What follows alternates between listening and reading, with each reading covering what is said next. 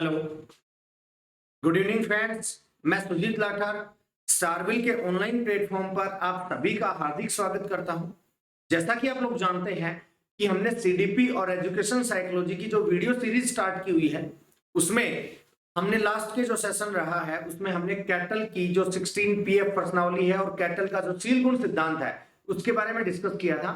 और आज का जो हमारा ये सेशन रहेगा, इसमें हम दो जो सील गुण सिद्धांत है जो प्रतिपादित किए गए थे आइजेंक और कोस्टा एंड मैक्रके के द्वारा, उनके बारे में भी डिस्कस करते हैं। इन्होंने व्यक्तित्व के प्रकार भी बताए हैं सील गुणों के आधार पर ही, तो ये भी बहुत इंपॉर्टेंट है। और जो कैटल का हमने डिस्कस किया था उसमें रीड से भी क्वेश्चन आया था, 16 पीएफ की प्रश्नावली का निर्माण किसने किया था, ठीक है, अभी 2021 में। और अगर बात की जाए एस्टेट की, एस्टेट 2020 की, तो एस्टेट 2020 में यहां पर जो आपका आइजेंक है यहां से क्वेश्चन आया हुआ है, ठीक है।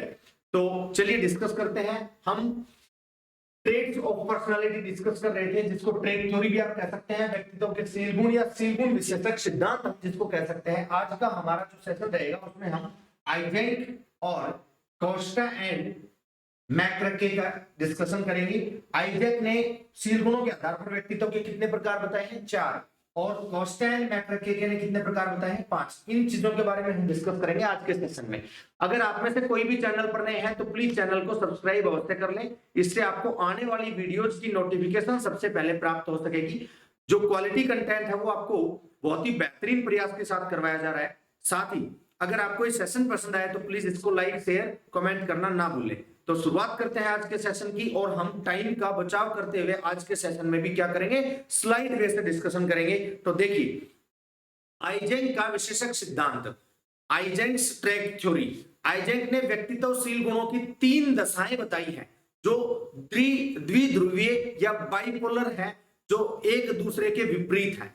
इस प्रकार आइजेंक ने व्यक्तित्व प्रश्नावली को क्या कहा है? ईपीक्यू। ईपीक्यू का मतलब क्या हो गया? ई का मतलब आइजेंक, पी का मतलब पर्सनालिटी, क्यू का मतलब क्वेश्चनियर। तो आइजेंक पर्सनालिटी क्वेश्चनियर का निर्माण किया इन्होंने, और क्या बताया?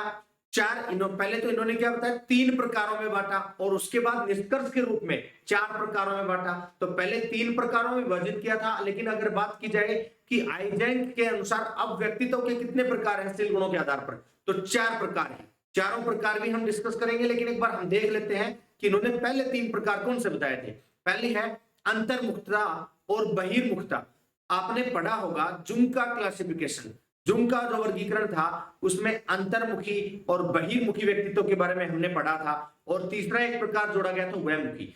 तो इसमें अंतर्मुखी और बहिर्मुखी का दोनों का एक ही पार्ट यहां पर कर दिया गया। अंतर्मुखी का मतलब होता है इंट्रोवर्जन, ठीक है, यहां पर स्पेलिंग में थोड़ा एरर हो सकता है। बहिर्मुखिता का मतलब क्या होता है? एक्सट्रोवर्जन, आप इनको आप कह सकते हैं। स्थिरता और अस्थिरता, स्टेबिलिटी इंस्टेबिलिटी, स्थिरता बनाम अस्थिरता, मतलब एक दूसरे के अपोनेंट है ये, ठीक है, जिसको आप ये भी पढ़ सकते हैं स्थिरता और स्नायुकृत, स्टेबिलिटी और न्यूरोटिज्म।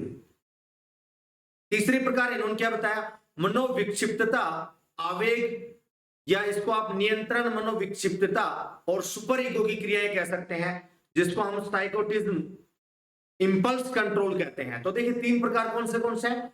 अंतर्मुखी, बहिर्मुखिता, ठीक है, अंतर्मुखता बहिर्मुखता पहला प्रकार है। दूसरी टाइप कौन सी है? स्थिरता अस्थिरता, स्टेबिलिटी इंस्टेबिलिटी।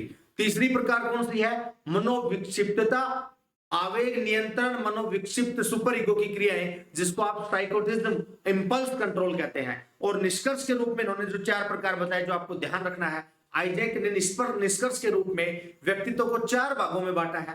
पहला क्या है? अंतर्मुखी प्रवृत्ति, इंट्रोवर्ट पर्सनालिटी जिसको आप कह सकते हैं। इसके बाद दूसरी पर्सनालिटी कौन सी है? बहिर्मुखी पर्सनालिटी या बहिर्मुखी व्यक्तित्व आप किसको कह सकते हैं? एक्सट्रोवर्ट। तीसरी क्या है? स्नायु विकृत या उन्माद अवस्था प्रवृत्ति, जिसको आप न्यूरोटिक कह सकते हैं। और चौथी क्या है? मनोविक्षिप्त, जिसको आप साइकोटिक कह सकते हैं। अब यहां पर आपको थोड़ा सा ध्यान रखना है, जो लास्ट की दो है ना, उसको कई बार हिंदी में इस तरीके से भी लिखकर बता सकता है, न्यूरोटिक और साइकोटिक।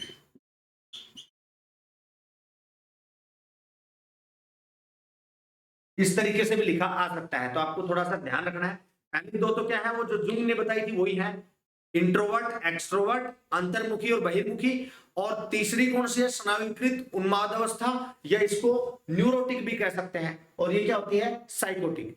अब यहां थोड़ा सा मैं बता दूं आपको, जो न्यूरोटिक होते हैं ये क्या होते हैं, न्यूरोटिक होते हैं वो स्वयं के विरोधी होते हैं, और जो साइकोटिक होते हैं वो समाज के विरोधी होते हैं। वैसे इनको आप थोड़ा सा इस तरीके से ध्यान रख सकते हैं। अंतर्मुखी और बहिर्मुखी व्यक्तित्व के बारे में मैंने बता ही दिया था कि जो अपने आप में ही स्वयं में ही खोए रहते हैं उनको अंतर्मुखी, और समाज के साथ बढ़ चढ़कर भाग लेने वाले होते हैं, समाज के कार्यकर्ता होते हैं, नेता वगैरह होते हैं, वो बहिर्मुखी व्यक्तित्व वाले होते हैं। तो आई होप आपको दोनों प्रकार की जो नई पर्सनालिटी है ये भी समझ में आ गई होंगी। ठीक है, न्यूरोटिक जो खुद से क्या करते हैं, बुरा चाहते हैं या खुद से नफरत करने वाले होते हैं, और ये समाज से नफरत करने वाले होते हैं। न्यूरोटिक को आप कैसे ध्यान रखेंगे, अपने आप से नफरत करने वाले होते हैं खुद से ही, और ये क्या होते हैं, समाज से नफरत करने वाले होते हैं। अब देखो, इनमें से पहले दो प्रकार सामान्य व्यक्तियों के लिए होते हैं, जो इंट्रोवर्ट और एक्सट्रोवर्ट है, जो कि क्लासिफिकेशन जुंग ने भी किया था। ये दोनों प्रकार के जो व्यक्तित्व है वो क्या होते हैं, सामान्य व्यक्तियों के लिए होते हैं। लेकिन अंतिम दो प्रकार के व्यक्तित्व जो होते हैं ना, वो क्या होते हैं, असामान्य व्यक्तियों के लिए होते हैं। जाहिर सी बात है कि अपने आप से नफरत करने वाला व्यक्ति सामान्य तो हो नहीं सकता, और समाज से नफरत करने वाला व्यक्ति भी सामान्य नहीं हो सकता। तो न्यूरोटिक अपने आप से नफरत करने वाले, साइकोटिक समाज से नफरत करने वाले। ठीक है, तो ये था आइजेंक का वर्गीकरण। अब देखते हैं हम कोस्टा एंड मैक्रके ने जो 5 प्रकार बताए हैं, ठीक है, सील गुणों के आधार पर ही। सील गुणों का वर्णन इन्होंने किया है, इनको बिग 5 मॉडल के नाम से जाना जाता है। ठीक है, इनको किस नाम से जाना जाता है, कोस्टा एंड मैक्रके के जो 5 व्यक्तित्व के प्रकार बताए गए सील गुणों के आधार पर, इनको क्या जाना जाता है, किस नेम से, बिग 5 मॉडल के नेम से इनको जाना जाता है। और इन्होंने कौन से प्रकार बताए हैं, देखिए एक बार थोड़ा सा नाम आपको जरूर ध्यान रख लेना है। बहिर्मुखता, जिसका मतलब क्या हो गया, एक्सट्रोवर्ट। नेक्स्ट क्या है, सहमति जन्यता, जिसको आप क्या पढ़ेंगे, कॉन्सेप्चुअल। ठीक है, तो मतलब सहमति, किसी भी चीज की हम जब किसी से सहमति लेते हैं उस टाइप के व्यक्तित्व की बात हो रही है। जैसे आज्ञा लेते हैं ना, जब हम किसी भी टीचर से पूछ कर जाते हैं, क्लास छोड़कर बाहर पानी वगैरह पीने के लिए जाते हैं, तो ये क्या हो गया, सहमति जन्यता पर्सनालिटी हो गई। अंतःकरण की शुद्धता, ठीक है, कॉन्शियसनेस ऑफ क्लियरिटी। ठीक है, नेक्स्ट क्या है, मनस्ता, जो न्यूरोसिस होता है किसी भी प्रकार के व्यक्तित्व में। मनस्ताप का मतलब क्या होता है, अपने माइंड के अंदर हम किस प्रकार का पर्सनालिटी किसी व्यक्ति के बारे में सोचते हैं, किस प्रकार से किसी दूसरे व्यक्तियों की भावनाओं के बारे में या उसके प्रति नजरिया रखते हैं, इस प्रकार की चीजों को हम मनस्ताप कह सकते हैं, नजरिया, एटीट्यूड, दृष्टिकोण कह सकते हो। नेक्स्ट क्या है, अनुभवों के प्रति खुलापन, ये आप समझ सकते हैं। तो अकॉर्डिंग टू कोस्टा एंड मैक्रके 5 प्रकार कौन से हैं, तो आपको थोड़ा सा एक बार मैं फिर रिवाइज करा देता हूं। पहला प्रकार है बहिर्मुखता, दूसरा है सहमति जन्यता, तीसरा अंतःकरण की शुद्धता, चौथा है मनस्ताप, और पांचवा है अनुभवों के प्रति खुलापन। तो ये 5 प्रकार बताए थे कोस्टा एंड मैक्रके ने। ठीक है, आपसे क्वेश्चन यहाँ पर क्या पूछा जाता है मैं बता देता हूं। क्वेश्चन आपसे पूछा जाएगा कि कोस्टा एंड मैक्रके ने व्यक्तित्व के प्रकार किस आधार पर बताए थे, तो आपको ध्यान रखना है इन्होंने सील गुणों के आधार पर व्यक्तित्व के प्रकार बताए थे, और इन्होंने कितने प्रकार बताए थे, 5 प्रकार बताए थे। आपसे क्वेश्चन पूछा जा सकता है बिग 5 मॉडल के नाम से किसके प्रकारों को जाना जाता है, किसके सील गुणों को जाना जाता है, तो वो कौन है, कोस्टा एंड मैक्रके।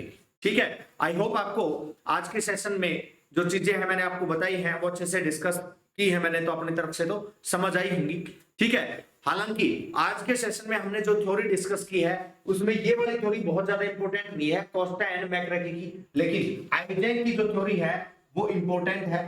तो इसको भी आप एक बार जरूर पढ़ लेना, देख लेना, क्योंकि एग्जाम में आजकल साइकोलॉजी का भी जो है वो लेवल थोड़ा सा अपर अपग्रेड कर रहे हैं। ठीक है, तो मैं नहीं चाहता कि आपका किसी भी प्रकार का कोई क्वेश्चन छूट जाए।